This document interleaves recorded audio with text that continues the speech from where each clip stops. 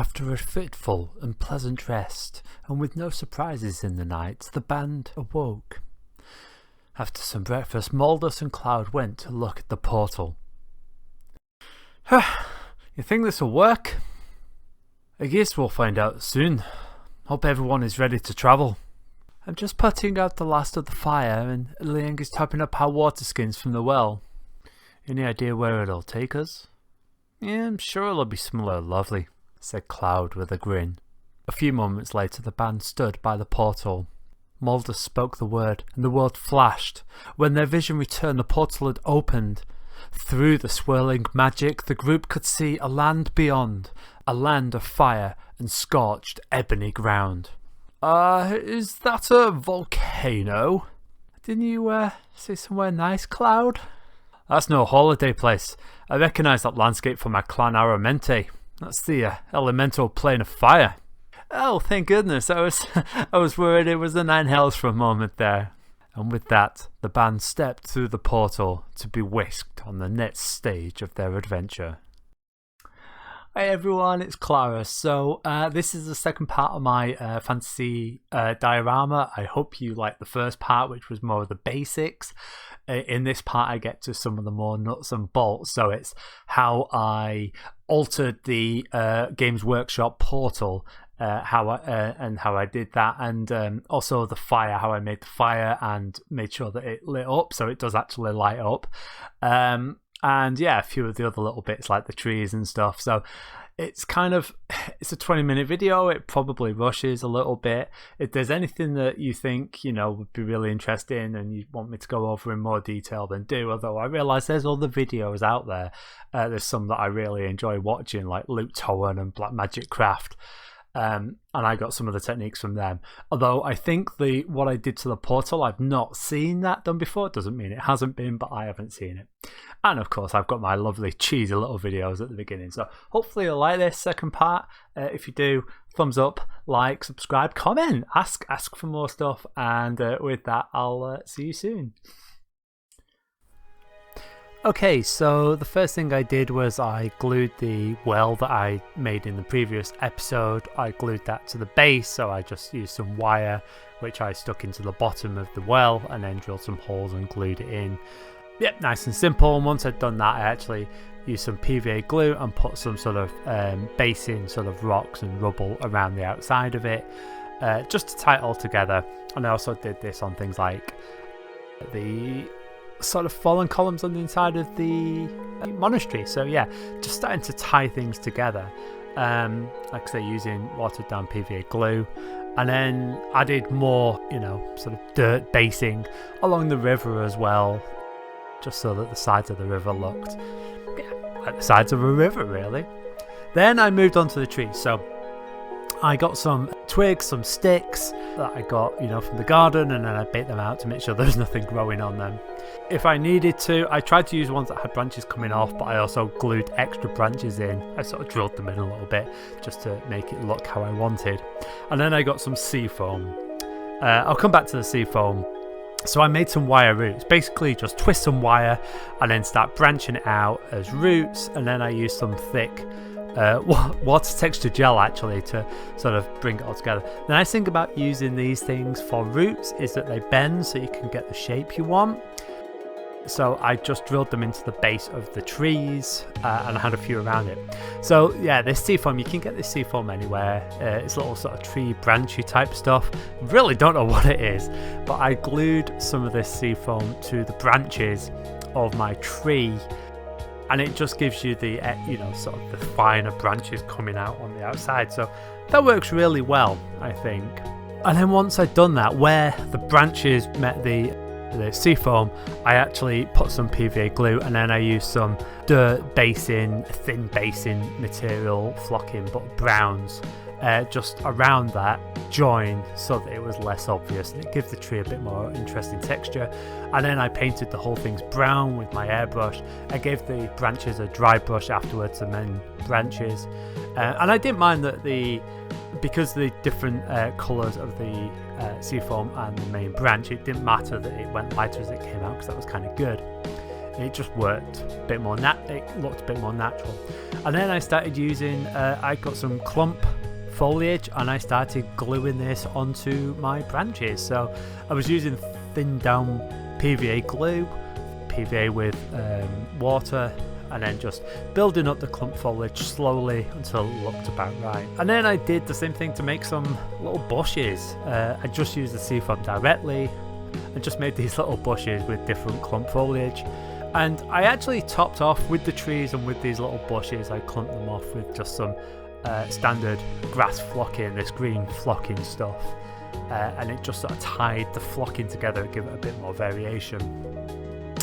I also used it directly to make some stuff that looked a bit more like kind of vines, I guess, but low-lying vines, I don't know.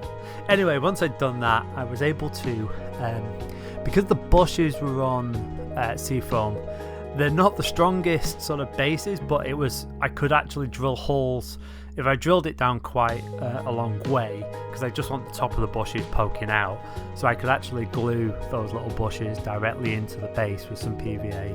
And then these viney, mossy type things that I made, I put them on the inside where it was dark, where there was a lot more moss and stuff.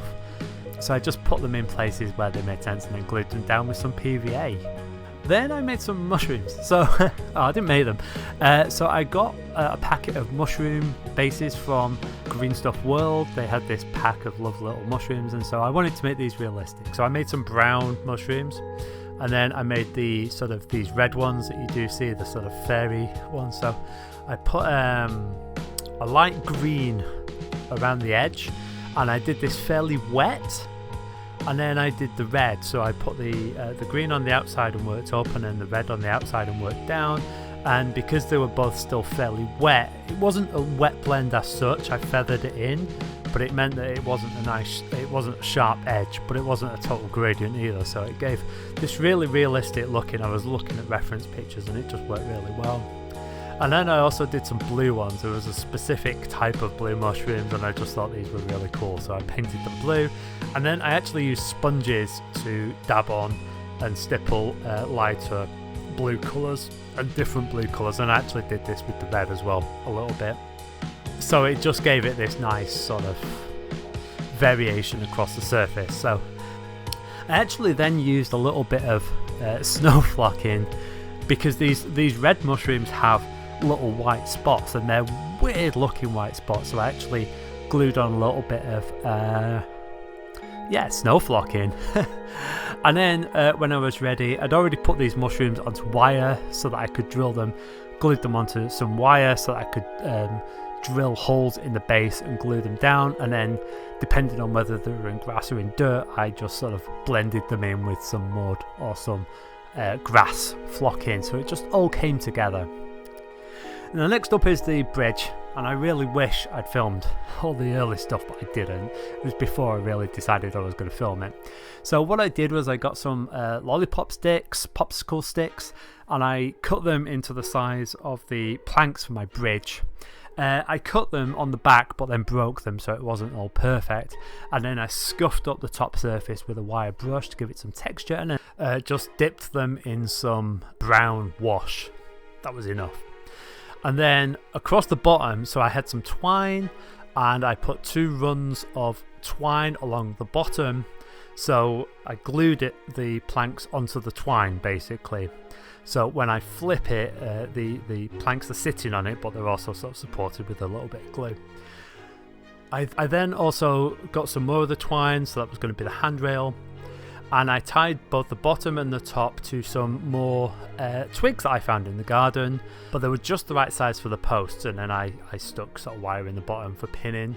Once I had that, I extended them past the post, and I used the bottom of cocktail sticks to make some stakes. So I frayed the top of that using a file, and then I washed them with an ink. And so what you've got is you've got the post sticking in the sides on either side of the river with the handrail and with the bottom holding on the slats, but then you've also got these extra stakes. And then onto I wanted a flickering fire, so I got one of those cheap tea light flickering candles that you can get, really cheap. and I cut it all up basically. So what's nice is that they have the nice sort of orangey flickering glow. I got orangey ones. I just pulled it apart, and then like a frosted plastic over the top, which was ideal. So I just cut that down and cut some weird angles into it so that it diffused the light a little bit more in random directions. I then based the plastic, so there was some plastic as the base. That was what was going to sit on my model, and I put some soot weathering on there, and I put some sort of charcoal looking basing pieces on there, and then I started building up. I wanted a sort of classic campsite, pyramid campsite. It might be a cheesy thing, but you know what, I've actually had pyramid-y type campfires in the woods, so I think it's legit. But I didn't put the logs too close together because I wanted the light to show through. Now, because I wanted to have the switch for this on the bottom of my diorama, I needed to extend the LEDs to the battery and the switch. So basically just where the LEDs were, I soldered on some wires, insulated them, and so it meant that it was gonna, I could still turn it on and off, but it would now, the switch was on the bottom and the LED was at the top. And then I drilled a hole through where I wanted my campfire. So what I did was, it was the top of the campfire with the logs and everything, that glued onto the top, but I drilled a hole all the way through so that the LED came from the bottom with the switch. So I drilled the hole for the LED, and then I had to make a slightly bigger hole for where the battery was going to go on the switch. And then I could glue on the top piece, and I glued it on, and then I used some basing stuff to sort of make it blend in with the grass around. And I actually went out, so it looked like there's been lots of campfires over a long time. Like, it's an area that's used again and again for campfires. I thought that was kind of neat, the idea that you turn up and there's always like remnants of the last campfire there. I thought that was kind of cool. And so if it was going to be like a permanent campfire, then it's like, well, let's have some logs around it for siege, right? It's this thing that people use, rangers and monks use over all the time.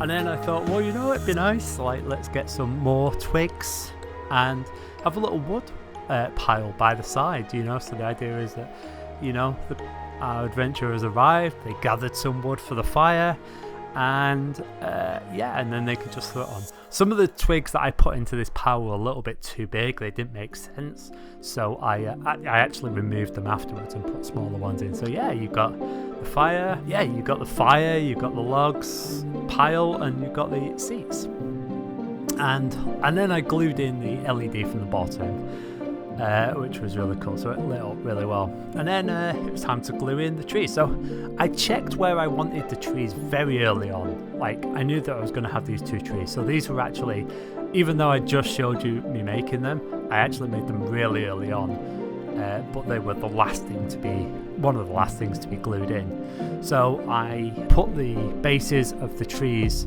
on cocktail sticks as a pin in so that I could stick them in the ground, and then I drilled a hole, lots of PVA glue, and then I could, because I'd made the roots out of wire, I could get them. I love it when you have those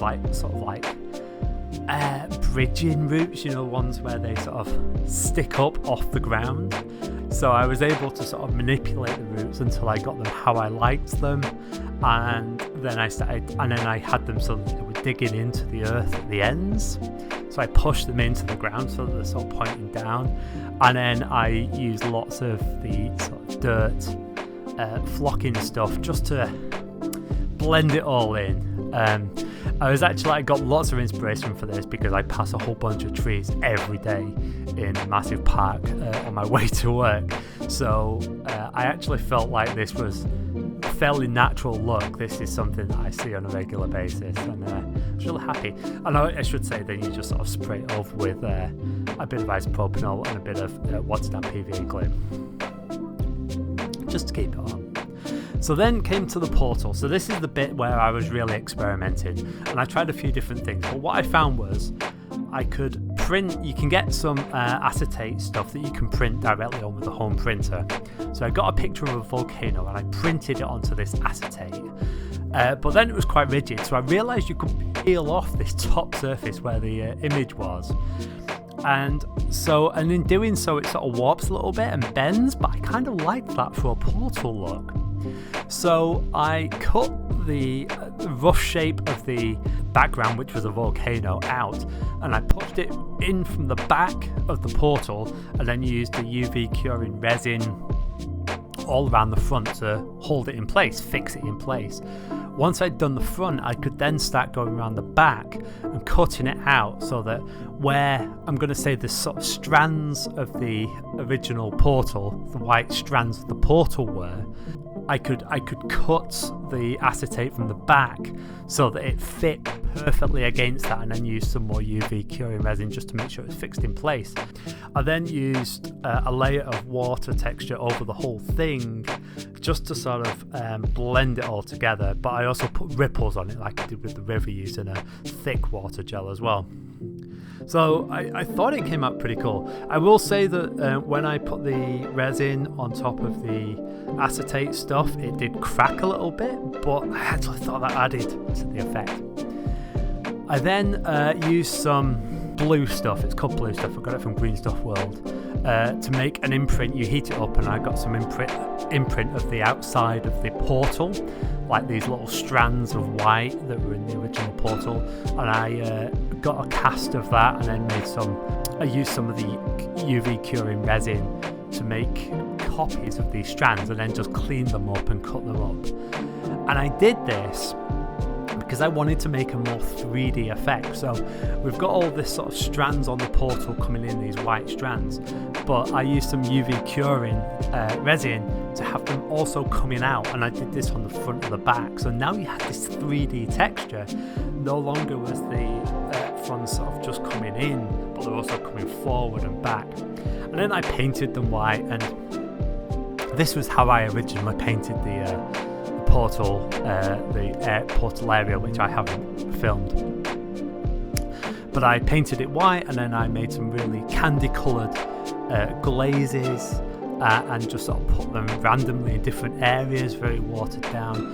And then I dry brushed the top with the white, so that I don't know whether that's what a portal's going to look like, but I liked it, and I thought it looked good in terms of as a portal. That you could see through it, so you could see what the image was, although not very clearly by the time I'd finished, but you can see that there's something different there, but there's still an image there, so you could see behind it and the image, and I just thought it came across really well, as opposed to maybe like a Stargate type portal where it's just blue liquid. Yeah, so I hope you like that. That's my video. Like I say, feel free to ask for more details on some of the stuff. If you can, give me a like, subscribe, chat to me in the comments. I do try and answer every comment, and there's not that many, so I do manage. And yeah, I want to do more dioramas. I've got about 4 or 5 more ideas, but the next modelling video is going to be another Games Workshop piece, which I also added some terrain to. So that's a character that I added a little bit of a terrain base too. So yeah, until next time, take care, see you soon, and bye.